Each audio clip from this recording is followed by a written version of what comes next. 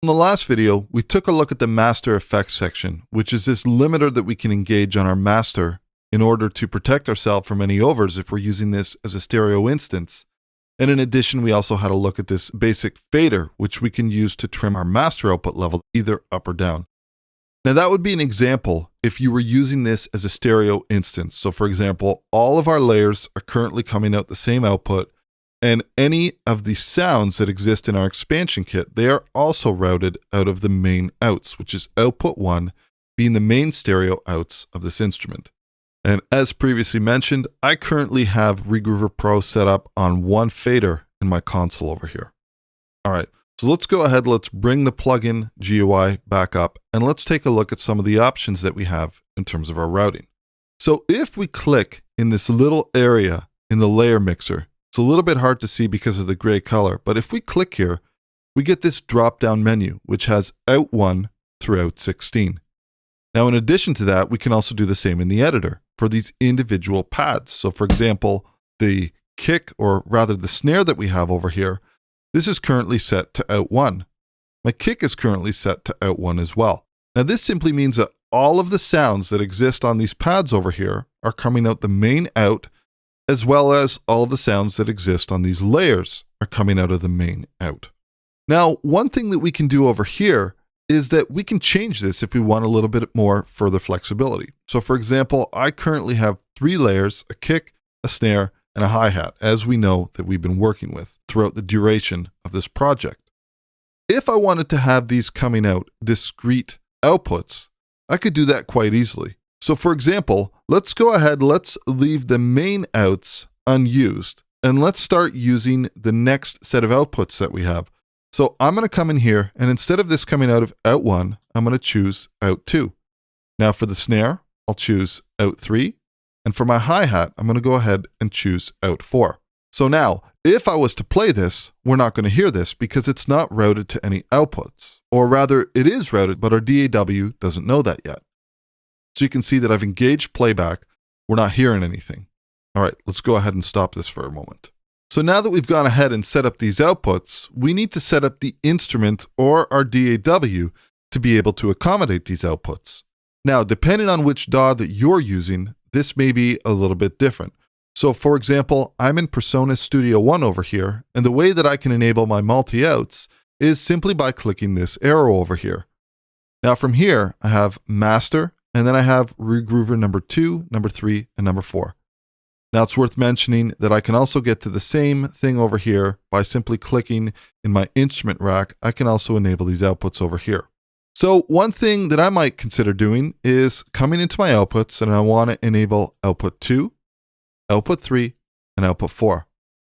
Now, as you may have noticed, when I enabled these outputs, it automatically brought up a new fader in my console over here. Let's go ahead and play.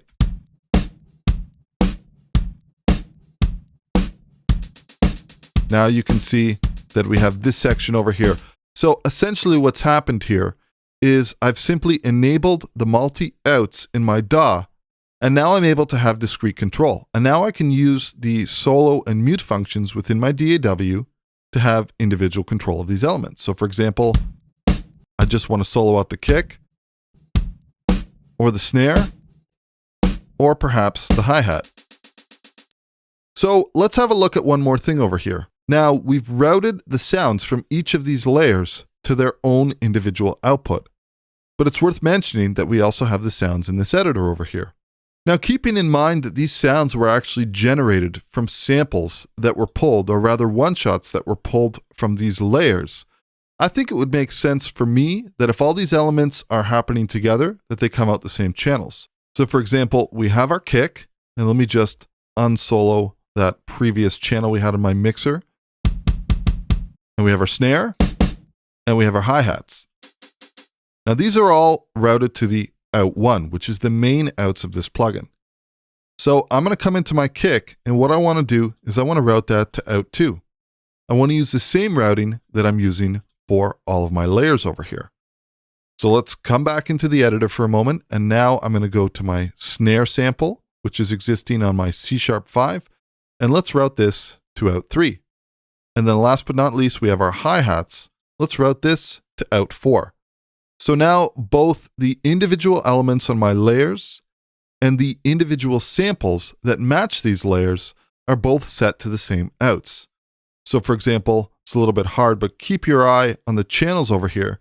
If I was to engage playback of this sample of the hi-hat, you're going to see it coming through here.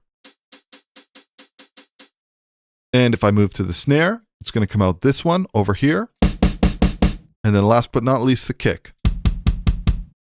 So by adjusting the output routing within our DAW and using different outputs for these different elements, we give ourselves a little bit more flexibility when it comes time to mixing this project. So I'm going to go ahead and just close this for a moment. And one thing that I want to do right off the bat, anytime that I do something like this, is I definitely want to go ahead and rename these. So instead of this being Regroover number 2, Regroover number 3, and Regroover number 4, let's give it a proper name so we know exactly what it is. So I'm going to call this kick. I'm going to tab over. I'm going to call this snare. I'm going to tab over, and I'm going to call this hats. So now I have my 3 channels over here. And the great thing about this is now I can use the inserts that are available within my DAW and the sends, and I could start mixing this using either stock plugins from within my DAW or perhaps some third-party plugins that I like to use to add some different color, character, and vibe to these tracks. And this would essentially be treating these as if though they were audio tracks, but it still remains as a virtual instrument. So let's go ahead and collapse this for a moment over here. Now, there's many different benefits for working like this, and usually it really comes into play when you need to have further control of all these levels. So for example, I could take this and I could completely adjust the mix. Let's go ahead. Maybe I want to bring this down a little bit, bring the hi-hats up. And then keep in mind, we also have this MIDI information over here. Let me just go ahead and just collapse my mixer for a moment. We'll double click here, and I'm just going to go ahead and select everything. And let's go ahead and unmute these all. So now we're going to be having all of the information that's playing in Regroover Pro, but it's going to be coming on these 3 different faders in Studio One.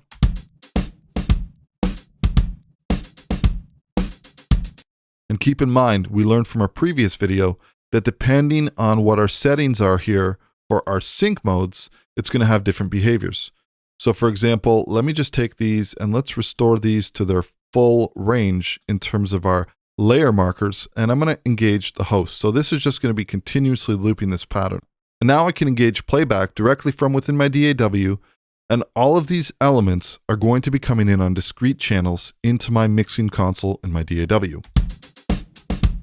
So I have these 3 faders which I can control, and as we know, I can use any plugins that are built into my DAW or any of my third-party favorite plugins to go ahead and mix this.